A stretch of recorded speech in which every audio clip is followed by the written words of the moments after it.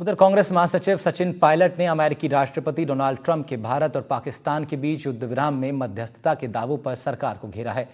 उन्होंने पहलगाम हमले और ऑपरेशन सिंदूर का राजनीतिकरण करने की कोशिशों पर सवाल उठाए हैं। क्या कहा सचिन पायलट ने, दिखाते हैं आपको।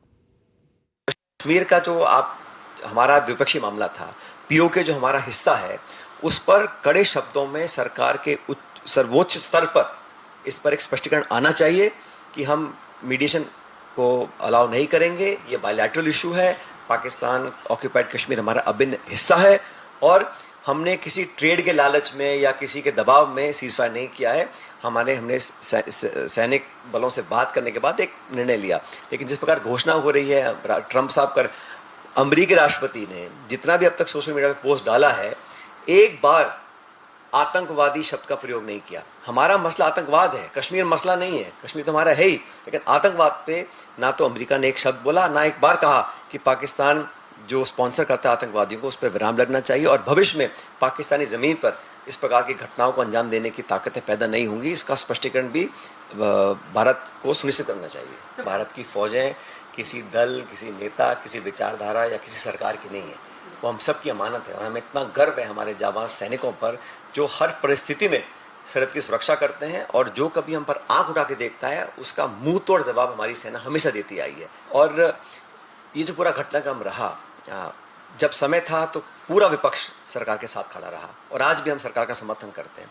लेकिन जिस प्रकार से युद्ध विराम की घोषणा अमेरिका कर रहा है, जिस प्रकार से चीन खुल के समर्थन पाकिस्तान का कर रहा है, IMF का जो लोन है, सिवाय भारत के बाकी जो 19-20 देश हैं, किसी ने उनका विरोध नहीं किया। तो हम लोगों को कहीं ना कहीं अपने आप को और सक्षम बनाना पड़ेगा ताकि जो आतंकवादियों को पनाह देते हैं, जहां ओसामा बिन को सालों तक रखा गया, तमाम नामी गिरामी दुनिया भर के जो आतंकवादी हैं वो पाकिस्तान में पले बड़े हैं, सब दुनिया देश जानती, पूरे विश्व इस बात को जानता है। तो वहाँ पर हम लोगों ने उनको उनकी क्षमताओं को सीमित करने का काम करना चाहिए। उधर मदन राठौर बीजेपी अध्यक्ष ने देश भर में निकाली जा रही तिरंगा यात्राओं को लेकर बयान दिया। साथ ही मध्य प्रदेश के मंत्री विजय शाह के सोफिया अंसारी को लेकर दिए बयान पर भी अपना रिएक्शन दिया है। राठौर ने कहा कि तिरंगा यात्रा के जरिए सेना के प्रति देशवासियों की भावना का पता चल रहा है। साथ ही विजय शाह के बयान को भी उन्होंने दुर्भाग्यपूर्ण बताया है। तय किया था कि ये तिरंगा यात्रा प्रत्येक भारतीय को इसमें भाग लेना चाहिए और राष्ट्रभक्ति का ओतप्रोत वातावरण तैयार करना चाहिए।